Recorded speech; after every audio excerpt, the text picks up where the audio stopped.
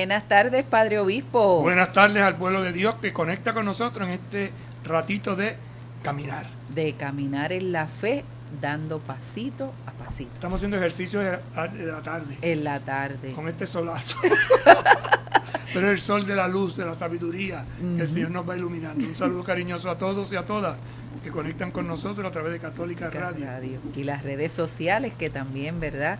A través de Facebook Live de Católica Radio. Y recuerden que también dentro de la página de YouTube, ¿verdad? El canal de YouTube de Católica Radio, están estos programas desde el primero, que comenzó el 16 de marzo, iniciando la pandemia aquí en Puerto Rico, inició también este programa, así que si usted quiere ver toda la secuencia de estos programas, el canal de YouTube de Católica Radio los puede encontrar. Vamos pues a orar, a pedir a Dios su ayuda, que nos asista en este diálogo despertino. Señor Jesucristo, tú que nos acompañas en el camino de la vida, te pedimos que encienda nuestros corazones con el fuego de las Escrituras, para que participando en tu mesa, seamos fortalecidos en el amor y la unidad, y así lleguemos a ser auténticos servidores del reino. Tú que vives y reinas por los siglos de los siglos. Amén. Santa María de Guadalupe, ayúdanos a ser discípulos misioneros. San Juan Diego, ayúdanos a ser discípulos misioneros. Beato Carlos Manuel, ayúdanos a ser discípulos misioneros. Y hoy es la fiesta del Santo Cura de Ars, que Padre. nos ayude a ser de verdad discípulos y misioneros. Un hombre enamorado de Jesucristo. Un hombre que caminó anunciando el Evangelio, tuvo sus crisis, pero amó profundamente a Jesús. Y nos deja esa definición tan hermosa de la oración. Yo lo miro, Él me mira y nos miramos. Pues desde Él y siguiendo su ejemplo, hoy queremos mirar esta hermosa carta de la alegría del Evangelio, que es el punto que estamos reflexionando.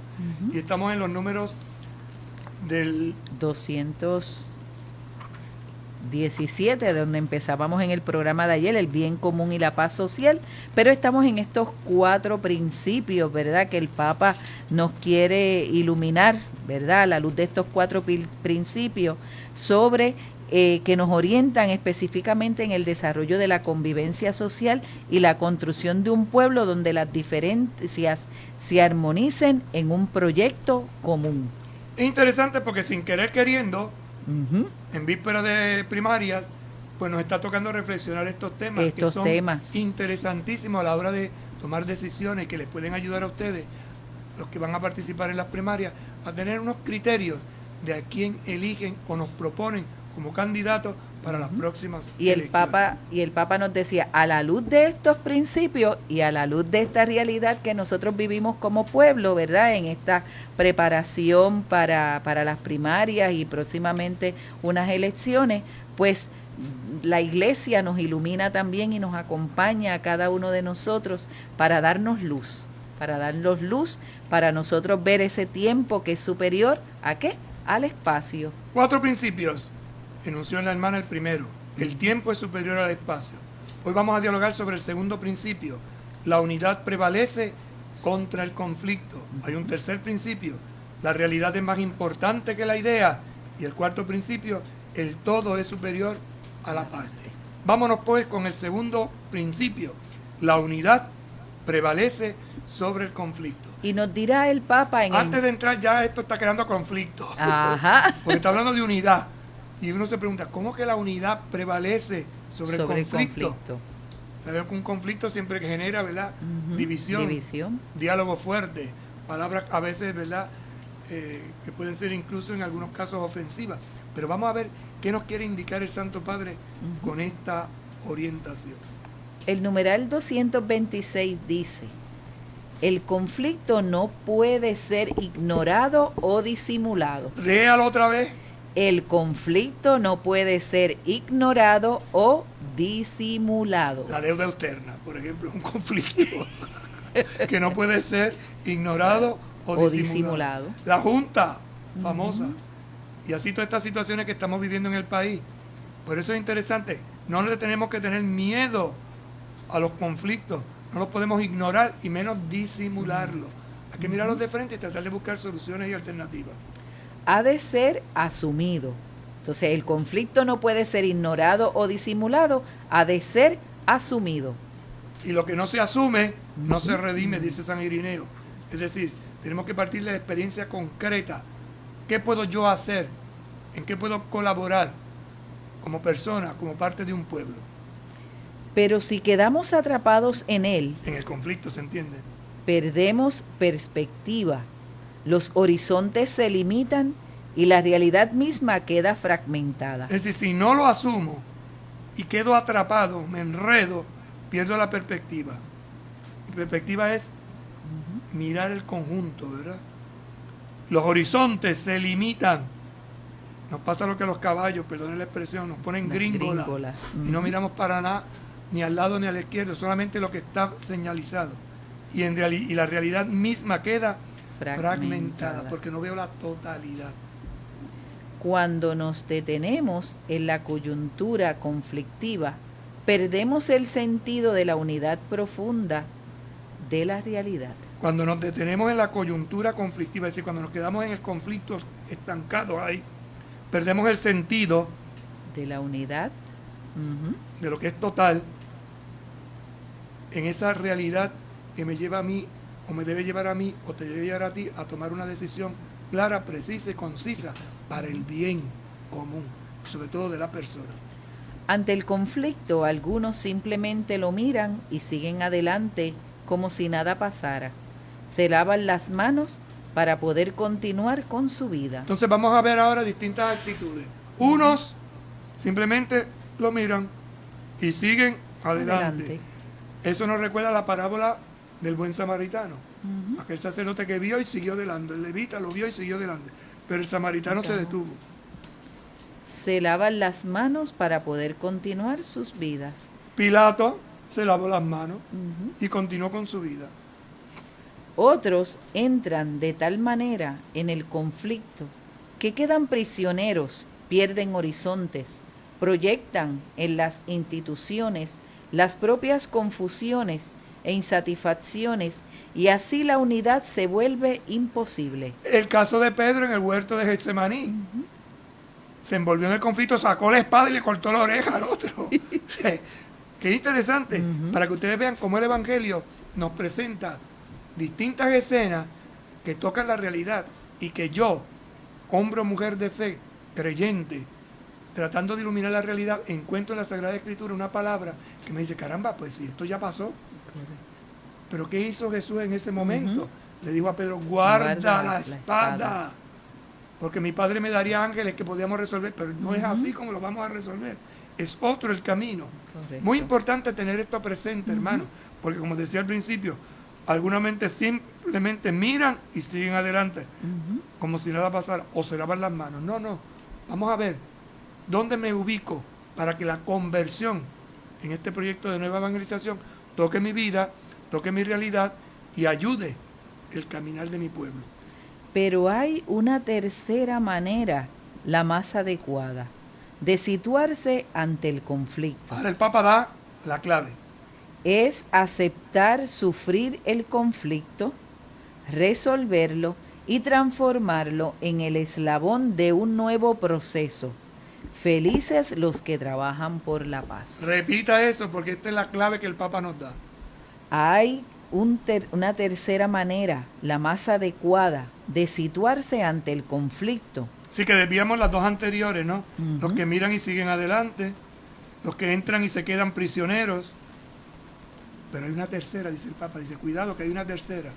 Y es la de... aceptar sufrir el conflicto. Acéptalo, súfrelo, es decir, métete dentro de ello.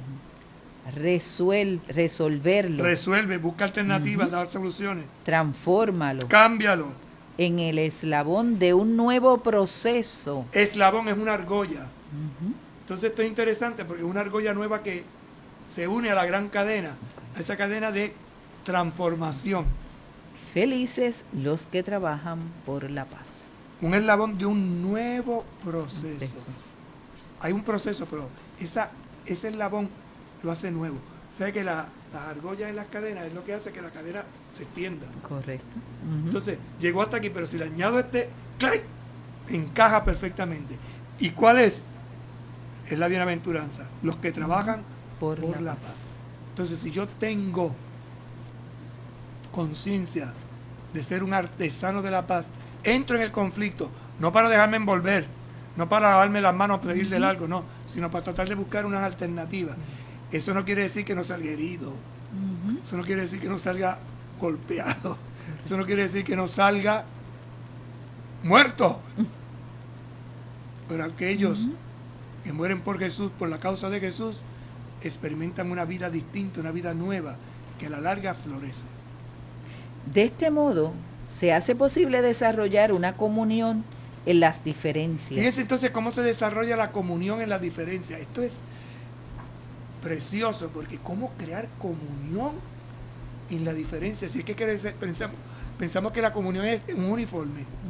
Y no, señores. La iglesia no está llamada a ser un uniforme.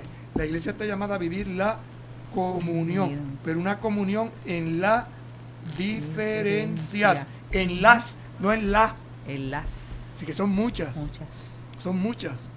Por eso continúa diciéndolo. Que solo pueden facilitar esas grandes personas que se que se animan a ir más allá de la superficie conflictiva y miran a los demás en su dignidad más profunda. No, es que esto tiene, como dicen los españoles, miga. Es un alimento sólido, precioso. Dice, de este modo se hace posible una comunión en las diferencias, que solo puede facilitar, ¿quiénes?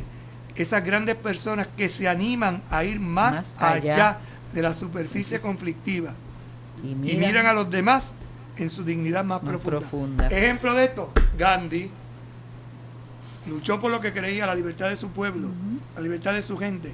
Se metió en el conflicto, pero no se dejó envolver. Luther King. Son gente que son, y lo estoy nombrando expresamente porque uno era un hindú y el otro era un cristiano no católico. Podría decirle gente católica, Herbert Cámara, por ejemplo, Oscar Romero, y así sucesivamente la letanía de los católicos. Pero no, es que esto se da donde quiera que hay un hombre y una mujer que tiene conciencia de que la unidad prevalece sobre el conflicto. Por eso es un principio que enumera, que mueve, que motiva acciones distintas. Por eso hace falta postular un principio que es indispensable para construir la amistad social. Entonces, un principio que construye la amistad social, ¿cuál es? La unidad es superior al conflicto. La unidad es superior al conflicto. Fíjate, es que te desestabiliza. O sea, uno está pensando otra cosa y te dice, la unidad es superior al conflicto. Pero ¿cómo es que puede haber unidad en un conflicto? Bueno, pues puede haber unidad en un conflicto si yo estoy dispuesto a construir la amistad social. Correcto. Entonces, si yo logro crear un puente para cruzar ambos, supero. Y esto es interesante cuando a veces uno ve películas de guerra y cómo se establece entre dos enemigos una situación crítica en que un enemigo tiene que ayudar al otro enemigo y acaban haciéndose grandes amigos. Se perdonan mutuamente y años más tarde vuelven a encontrarse y recuerdan aquel momento en que la unidad prevaleció sobre el conflicto. ¿Cuál es la unidad que se descubre ahí? Que somos personas y que no merece destruir la persona, sino que somos capaces de resolver un conflicto. Por eso la objeción de conciencia es algo muy fuerte, porque cuando una persona se mete a soldado, tiene que estar bien consciente de que el soldado no piensa. El soldado es educado a no pensar nada más que las órdenes que le han dado. Por eso es tan terrible meterse al ejército. Y muchos muchachos se meten al ejército buscando soluciones a un problema económico, a un problema de estudio.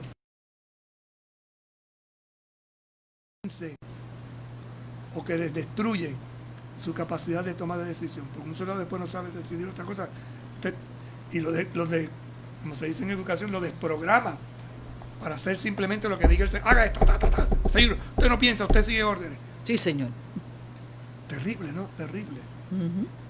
Por eso dice, la solidaridad entendida en su sentido más hondo y desafiante, se convierte así en un modo de hacer la historia, en un ámbito viviente donde los conflictos, las tensiones y los opuestos pueden alcanzar una unidad pluriforme que engendra nueva vida. En estos días, leí esta mañana, una religiosa, una abadesa de un monasterio benedictino, que acogió en su monasterio unos refugiados y ahora la quieren multar, creo que es Alemania, por 2,000 y pico de euros, una cosa terrible, una cosa, y hay un movimiento que se ha desarrollado y parte de aquí, de la conciencia solidaria de esta mujer que dice, yo no puedo dejar a esta gente que se muera, o sea, digan lo que digan.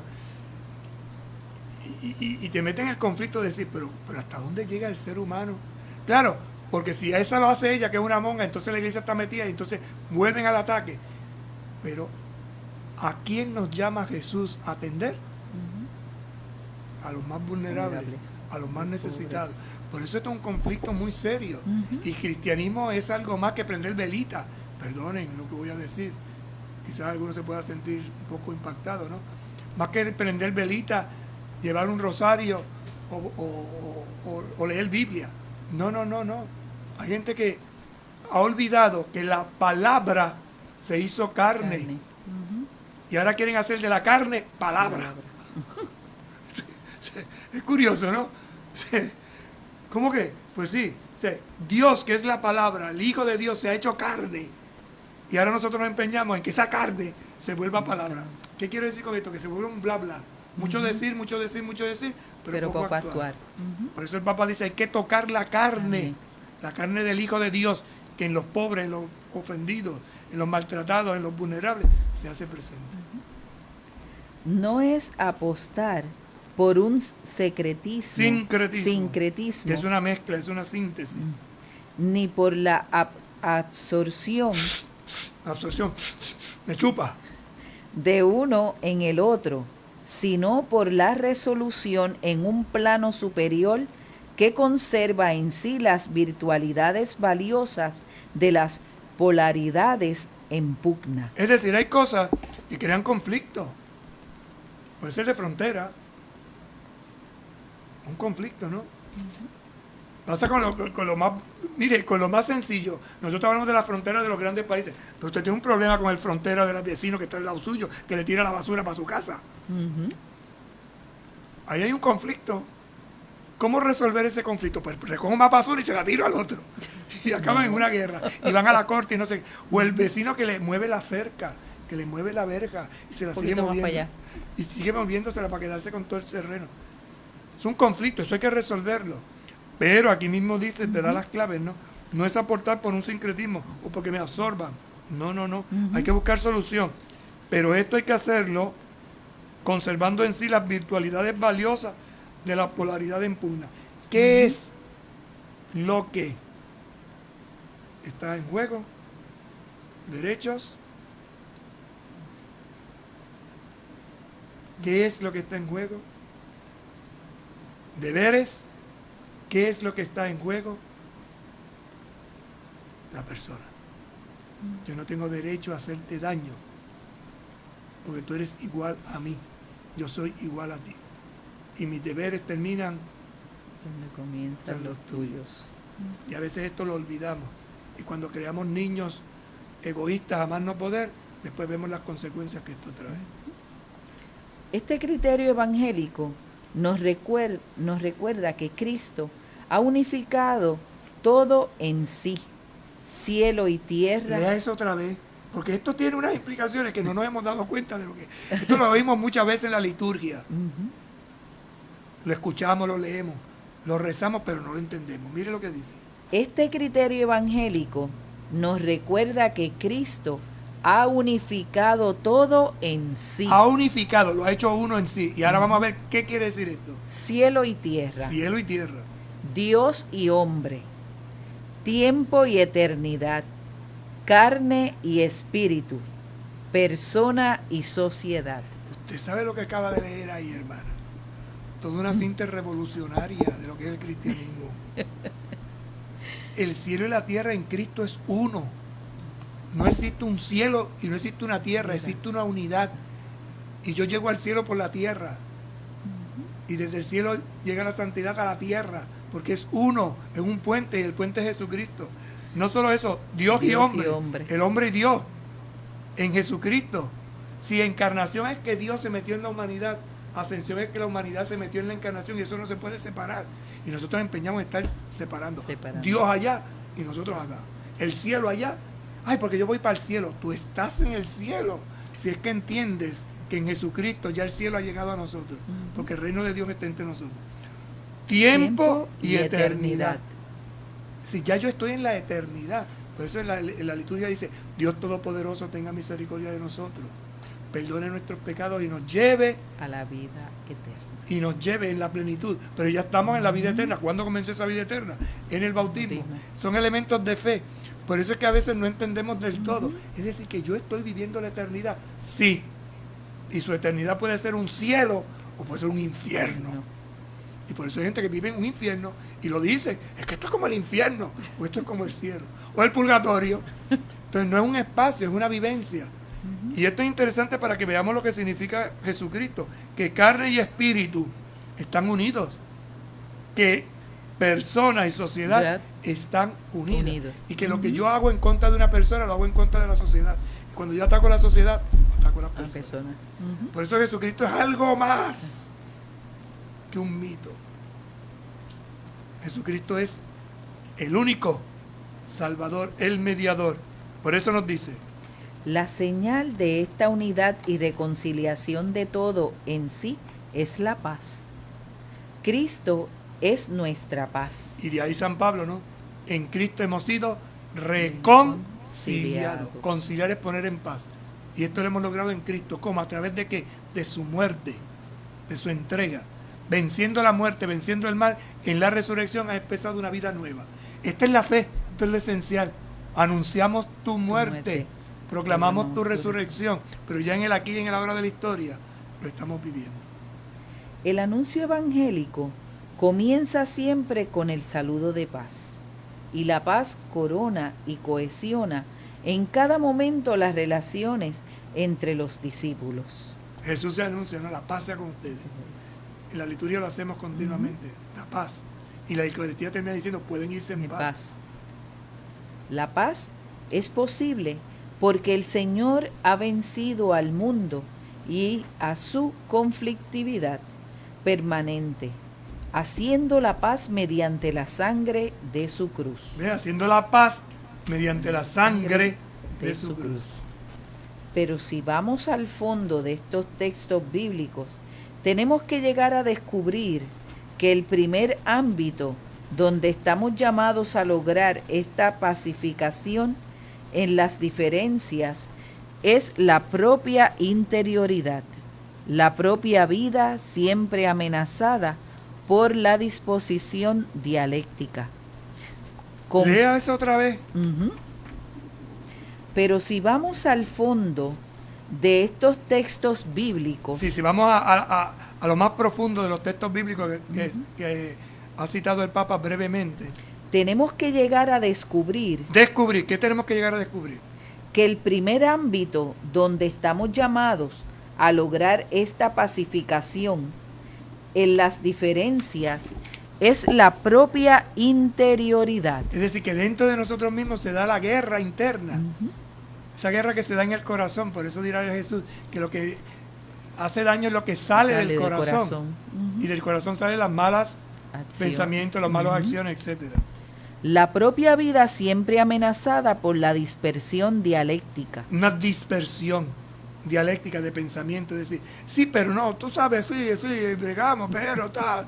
Siempre buscamos la forma de escaparnos. Con corazones rotos en miles de fragmentos, será difícil construir una auténtica paz social. Esas heridas que se dan profundamente, por ejemplo, en relaciones de esposos, si en el matrimonio, en la relación de pareja, se destruyen el amor verdadero, eso va a pasar a los hijos.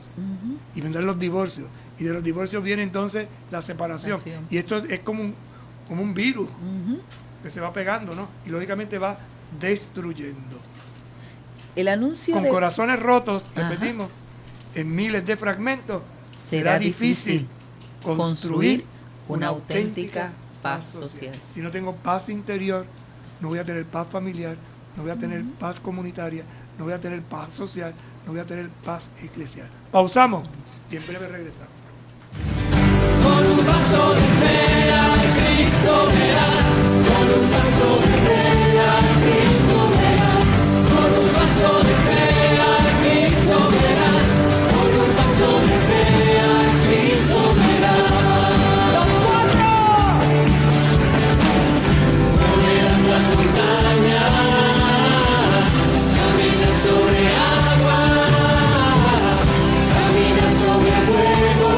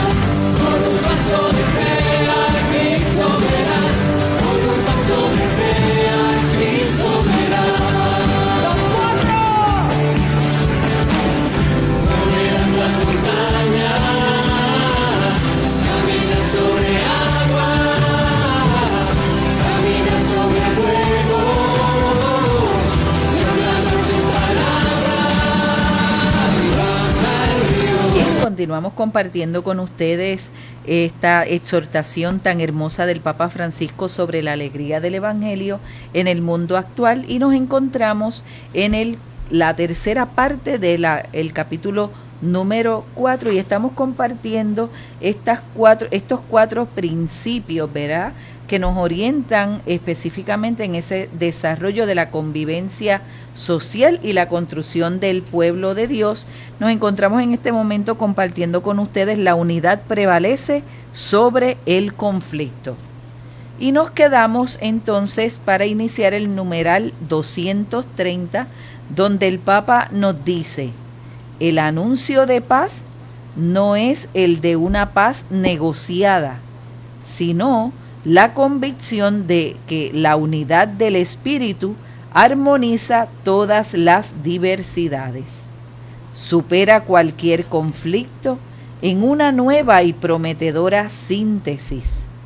La diversidad es bella cuando acepta entrar constantemente en un proceso de reconciliación hasta sellar una especie de pacto cultural que haga emerger una diversidad reconciliada, como bien enseñaron los obispos del Congo. La diversidad de nuestras etnias es una riqueza.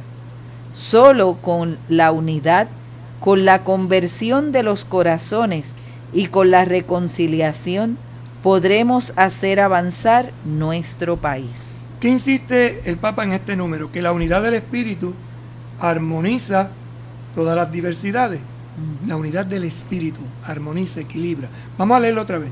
El anuncio de paz no es el de una paz negociada. Una paz negociada. Bueno, pues vamos a acostarnos a las 8 de la noche para evitarnos problemas. O no vamos a ver televisión. Negociamos. Tú negocias la televisión y yo negocio la radio. No, la cosa no va por ahí. Sino la convicción de que la unidad del espíritu armoniza todas las diversidades. Armoniza, pongámonos de acuerdo a qué hora tú quieres escuchar la radio, a qué hora yo voy a ver la televisión. Y así nos damos el espacio. Pongo este ejemplo tonto, ¿no? Pero con ejemplos tontos y sencillos es que podemos mirar el conjunto de situaciones mayores que a veces nos vemos envueltas en ellas. supera cualquier conflicto en una nueva y prometedora síntesis. ¿Qué es entonces ese fruto de la paz? Una síntesis, ponernos de acuerdo, llegar a la comunión armoniosa, sin resentimiento, sin ataque, sin creer que te he vencido. No hay vencedores ni vencidos, simplemente hay personas que buscan establecer un puente que los una. La diversidad es bella cuando acepta entrar constantemente en un proceso de reconciliación. Fíjate que dice, ¿no? Volvemos a lo mismo que he estado insistiendo.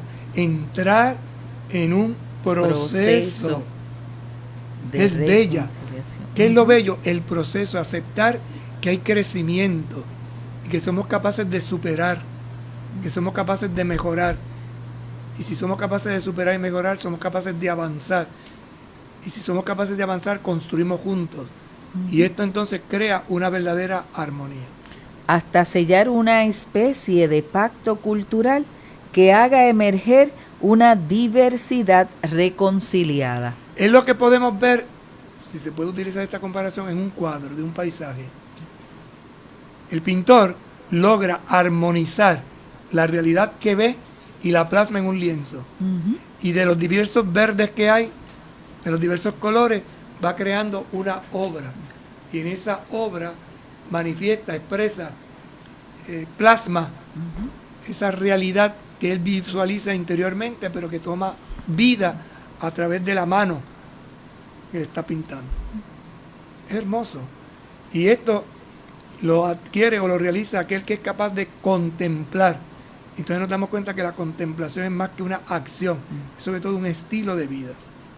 Entonces luego pone, ¿verdad?, el Papa aquí, como enseñaron los obispos del Congo. ¿Por qué? Porque en el Congo hubo una situación, concretamente en distintas etnias, que lograron armonizar las diversas opiniones que tenían y logran crear un pacto de paz. La diversidad de nuestras etnias es una riqueza. Es lo primero. Cada etnia es una riqueza, una no está por encima de la otra. Solo con la unidad, con la conversión de los corazones y con la reconciliación podremos hacer avanzar nuestro país. ¿Qué hace avanzar un país? La unidad. ¿En qué? En descubrir que hay diversas etnias y que esa diversidad es verdaderamente una riqueza. Pero esto me lleva a cambiar el corazón. Porque tengo que ceder cosas mías, nosotros también. Y al ceder todos, nos reconciliamos. Y entonces podemos avanzar juntos como país. Desde esta perspectiva, podemos releer ahora un texto que en la liturgia de la iglesia escuchamos con mucha frecuencia y que de una manera especial ayer, lunes, en la liturgia de las horas recitábamos los religiosos y religiosas, los sacerdotes, como oración. Y es el himno de la carta a los Efesios, el capítulo 1, versos del 3 al 14. Vamos a leerlo y vamos a tratar de iluminarlo, porque es un texto hermosísimo que hace como síntesis de estos dos primeros principios. Bendito sea Dios, Padre de nuestro Señor Jesucristo, quien por medio de Cristo nos bendijo en toda clase de bendiciones espirituales del cielo. Fíjate entonces que es una alabanza. Vamos a irlo comentando a la par, ¿no? Y comienza diciendo, bendito sea Dios. ¿Quién es Dios? El Padre de nuestro Señor Jesucristo, quien por medio de Cristo nos bendijo. ¿Y cómo nos bendijo? Con toda clase de bendiciones espirituales del cielo. Entonces en Cristo recibimos todas las bendiciones del cielo. Todo nos viene por Cristo. De ahí el final de la plegaria eucarística. Por Cristo, con Cristo y en Cristo. Damos gloria a ti, Padre Omnipotente, la unidad del Espíritu Santo. Continúa. Por Él, antes de la creación del mundo, nos eligió para que por el amor fuéramos consagrados e irreprochables en su presencia. Por Él, por Cristo, antes de crear el mundo, nos ha elegido. Y nos ha elegido por el amor. ¿Para qué? Para que fuéramos consagrados e irreprochables en su presencia. ¿Desde cuándo hemos sido consagrados? Desde el bautismo. Por eso el cristiano tiene una conciencia de que pertenece a Dios. Él nos predestinó a ser sus hijos adoptivos. Por medio de Jesucristo, conforme al beneplácito de su voluntad. Así que somos hijos adoptivos en el Hijo. El Hijo es Jesús. En el Hijo nosotros, tú y yo, somos hijos adoptivos, con los mismos derechos. Y esto como, ¿por medio de quién? De Jesucristo, como benevolencia, como regalo, como misericordia del Padre. Para alabanza de la gloriosa gracia que nos otorgó por medio de su Hijo muy querido. Entonces nos convertimos en una alabanza gloriosa. ¿Cómo logramos esto? Por medio de su Hijo muy querido. Y ahora, esta alabanza es la que nosotros realizamos a través de nuestras acciones, de nuestras obras, de nuestro trabajo, de lo que hacemos. Por eso el verdadero culto que damos a Dios no son los ritos, sino es la vida. Y por eso los profetas insistían tanto, ya no me lleven cabras, ni cebones, ni me lleven alimentos, ni me lleven, que no es eso lo que yo quiero. Lo que yo quiero es liberar al cautivo, atender al pobre, al desvalido. Jesús los dirá, tuve hambre, me diste de comer, tuve sed y me diste de beber. Es decir, la palabra que se haga carne, que la toque, para que esa carne tenga vida y vida abundante. Por Él, por medio de su sangre, obtenemos el rescate, el perdón de los pecados, según la riqueza de su gracia. Derrochó en nosotros toda clase de sabiduría y prudencia, dándonos a conocer el misterio de su voluntad, establecido de antemano por decisión suya, que se realizará en Cristo en la plenitud de los tiempos, que el universo, lo celeste y lo terrestre, alcanzarán su unidad en Cristo. Es lo que acabamos de leer en el número del Papa, ¿verdad? Guiado por esta palabra. ¿Qué dice entonces el texto? Por Él, por medio de su sangre. Y cuando habla de sangre, no simplemente se refiere a la derramada en la cruz. La sangre es vida, es decir, toda la vida de Jesucristo fue una entrega, que tiene la máxima expresión en la cruz. Por eso cuando dice la preciosa sangre de Jesús, estamos diciendo la preciosa vida de Jesús, que como expresión final la da, la derrama, la entrega. En esa sangre bendita obtenemos el rescate. ¿Cuál rescate? El precio que pagó Jesús con su vida. ¿Para qué? Para que tuviéramos nosotros el perdón. ¿Obtuviéramos el perdón de qué? De los pecados. Y según la riqueza de su gracia, derrochó. Esto es una palabra muy interesante, ¿no? Derrochó. Lo gastó todo. Lo malgastó todo en nosotros, dándonos toda clase de sabiduría, es decir, conocimiento y prudencia. Ese conocimiento que me hace descubrir a Jesucristo me lleva entonces a actuar con prudencia como actuaría Jesucristo. Y así nos dio a conocer el misterio de su voluntad. ¿Cuál es el misterio de esa voluntad? Estableció un pacto. ¿En qué? ¿En qué se iba a convertir ese pacto? En un puente. ¿Y ese pacto dónde se realizaría o dónde se realizó? En la cruz. Y en Cristo Jesús, en la plenitud de los tiempos, se unió el universo, lo celeste, lo terrestre, y hemos alcanzado en Cristo Jesús una unidad plena. Cuando esto se reza, cuando esto se medita, cuando esto se reflexiona y sobre todo cuando se pone en práctica, te abre una perspectiva hermosísima para entender y comprender lo que decía el título, ¿verdad? La unidad prevalece sobre el conflicto. La unidad de Dios con su pueblo prevaleció sobre el conflicto era el pecado, pero en Cristo se ha restablecido. Continuamos. Por medio de Él, y tal como lo había establecido, el que ejecuta todo según su libre decisión, nos había predestinado a ser herederos. Así que hijos en el Hijo, hermanos en Jesús, y ahora herederos. De modo que nosotros, los que ya esperábamos en Cristo, fuéramos la alabanza de su gloria. Ahí está nuestra misión, convertirnos en alabanza de la gloria de Dios. Por Él también ustedes, al escuchar el mensaje de la verdad, la buena noticia de la salvación, creyeron en Él y fueron marcados con el sello del Espíritu Santo prometido. El sello, la garantía El don del Espíritu es el garante de que en Cristo hemos recibido todas estas bendiciones. Quien es garantía de nuestra de nuestra herencia, y prepara la redención del pueblo que Dios adoptó para alabanza de su gloria. Prepara la redención del pueblo que Dios adoptó para alabanza de su gloria. Es decir, al final, recapitular todas las cosas en Cristo, obtendremos la salvación.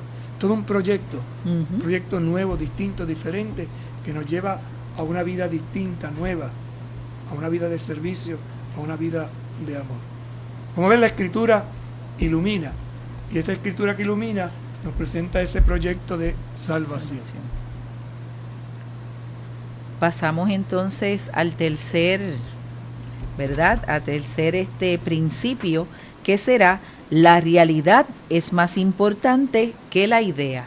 La realidad, yo puedo tener una idea en mi cabeza, pero lo que verdaderamente importa es que hay una realidad, y desde esa realidad yo tengo que tomar mis decisiones. Por eso es importante: el tiempo es superior al espacio, la unidad prevalece sobre el conflicto. Para entonces llegar a este tercer principio, la realidad es más importante que la idea.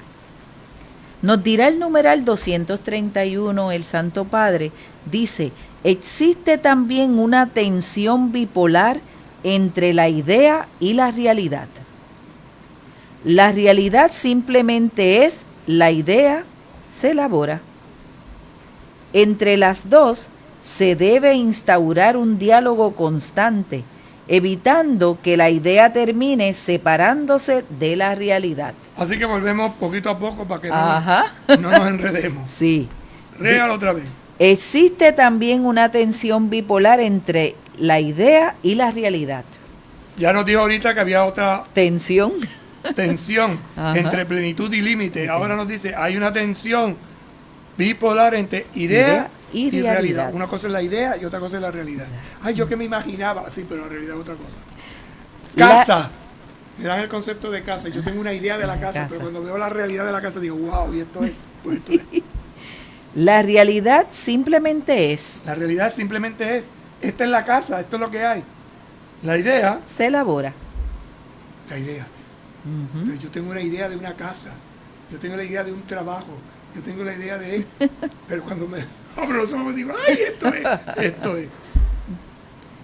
Entre las dos se debe instaurar un diálogo constante. Puente, ¿no? Instaurar un diálogo, un puente, una conversación. Evitando que la idea termine separándose de la realidad. Porque si separo la idea de la realidad me alieno, me salgo de la realidad. Y eso le pasa a las personas que pierden la cabeza. Los que están enfermos mentalmente, eso es lo que pasa. Rompen con la realidad y se van a otro mundo. Es peligroso vivir en el reino de la sola palabra, de la imagen, del sofisma. Ese es un peligro que corren los millennials de una manera más activa ahora con los medios de comunicación social. Sofisma, padre, esa palabra, sofisma. Sofisma es una idea que no es... Pero busque. Vamos Dios, a pero que me tengo yo que estar aquí. Si usted claro, es la que tiene que aprender. Claro. Busque su diccionario. Si no se lo digo yo todo. Sofisma. Pero mientras usted busca sofisma, vamos hablando un poquito de ese diálogo constante. Es peligroso vivir en el reino de la sola palabra. Es decir, ¿qué dice aquí? ¿Cómo está dicho aquí? Espérese. De la imagen, de lo que se proyecta. Porque el maquillaje lo arregla todo. Y un salón que parece una cosa, de manera, yo lo puedo maquillar, lo puedo arreglar y me cambia. O el sofisma. Bueno, encontré el sofisma ya. Claro. Argumento falso o capcioso que se pretende hacer pasar por verdadero. Por eso dice, es peligroso vivir en el reino de la sola palabra. El sofisma, ¿qué es? Una palabra. Un argumento falso o capcioso que argumento. Estaba peleando por algo, dando razones. Argumento falso. Es decir, no existe. O capcioso. O, déjame ver cómo lo hago caer. Capcioso. Que se pretende hacer pasar por verdadero. No, yo, ¿cómo lo paso de tal manera? Nosotros en el lenguaje nuestro diríamos, le pasó gato o O liebre. Se está comiendo un gato, pero le dije que era liebre y se lo está comiendo con un gusto, con un sabor. Ay, pero esto parece gato. No, esto es un conejo, esto es una liebre, esto es lo mejor que me... Sí. El gato de la vecina que son posible. Pero entonces nos advierte, cuidado, Ujú. porque podemos crear sofismas, palabras que y resulta que. De ahí que haya que postular un tercer principio. La realidad es superior a la idea. La realidad es superior, por lo tanto lo real es superior a la idea, porque las ideas se pueden quedar en eso, en Ujú, idea. Esto supone evitar diversas formas de ocultar la realidad. Hay diversas formas de ocultar la realidad, y hay gente que es especialista en ocultar la realidad. Los purismos angélicos. Ay, ¿qué es un purismo angélico? Una cosa que no existe, pero ay, yo lo vi, no me lo imagino. Ay, esto es como es. Los totalitarismos de los relativos. Esto es lo que hay y basta, está. O sea, me voy a los extremos. Los nominalismos declaracionistas. Es decir, son definiciones absolutas y específicas. Esto es así porque es así. Los proyectos más formales que reales. Papeles y papeles y papeles y papeles y no acaban los papeles. Los fundamentalismos ahistóricos. Porque esto pasa así y entonces se ponen a pelear porque esto fue así y así. Y tú dices, pero ¿dónde, cuál es el fundamento de eso? Si es que eso no es así. ¡Que sí! Y te citan un año, porque en el siglo pasado, pero no te dicen fecha, ni día, ni tiempo, ni nada. El siglo pasado. Fundamentalismo ahistórico. Los eticismos sin bondad. La ética, la moral, que no mira a la persona, no la cuida y la pone tan rígida que lo hace romperse, resquebrajarse. Los intelectualismos sin sabiduría. Mucho conocimiento, pero poca sabiduría, no lo sabe aplicar a la vida. Lo más importante es el sentido común. Y hay gente que tiene mucho conocimiento, pero no tiene sentido común para aplicarlo. La idea, las elaboraciones conceptuales, está en función de la captación, la comprensión y la conducción de la realidad. Fíjense entonces que va definiendo. Una idea es una elaboración de un concepto. Correcto. O sea, yo tengo una idea de una casa. ¿Qué hago? La elaboro. ¿Eso está en función de qué? De la captación, de cómo la puedo atraer a mi mirada, a mi conciencia, de cómo la comprendo y cómo la conduzco En la realidad. Porque una casa, usted puede tener un concepto de casa y yo puedo tener otro concepto de casa, dependiendo de la experiencia que tengamos. Usted puede tener una casa sencillita, o puede tener el concepto de casa de un convento, que eso es otra cosa, o puede tener el concepto de casa de un hostal, de un motel, de una casa de ricachones, Entonces, yo me estoy imaginando una casita. Estoy pensando ahora en cántico, ¿no? Yo tengo ya la casita que tanto te prometí. Esa es la casita del jibarito, pero usted no sabe cuál es la casita de la jíbara. Yo tengo ya la casita que tanto te prometí.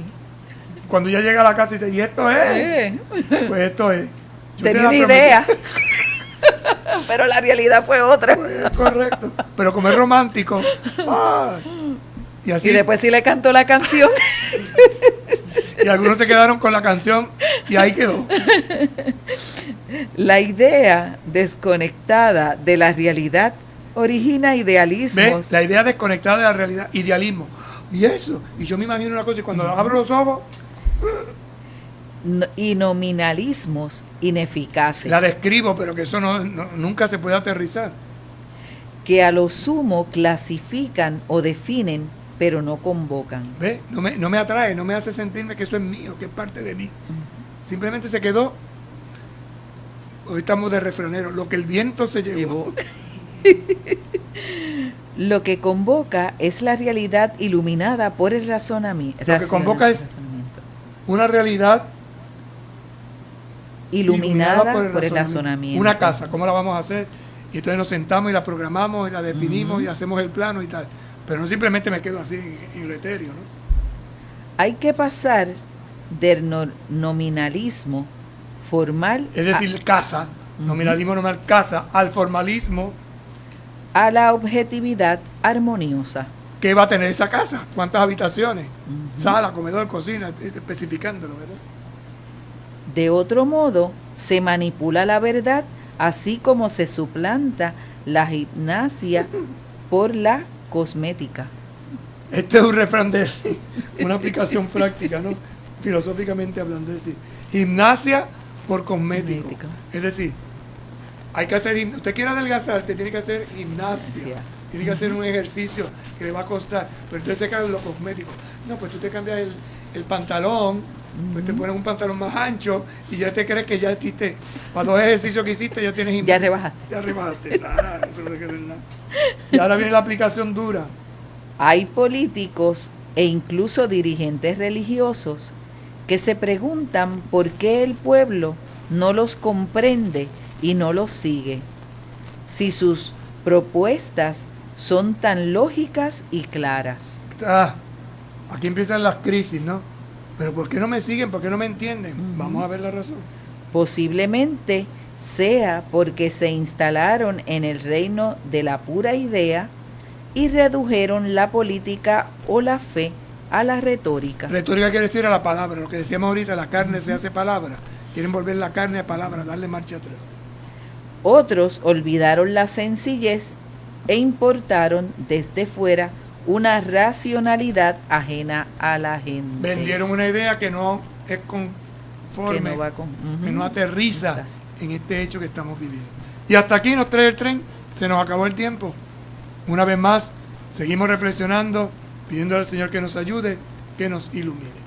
Santa María de Guadalupe, en un mundo en el que a veces desoímos la voz de Dios y cerramos nuestro corazón a los gritos y necesidades de las personas, Nosotros queremos ser contigo y como tú, misioneros, misioneras que hacen suya la revolución de la ternura, para que la iglesia llegue a ser casa para muchos, madre para todos los pueblos y signo creíble de un mundo nuevo.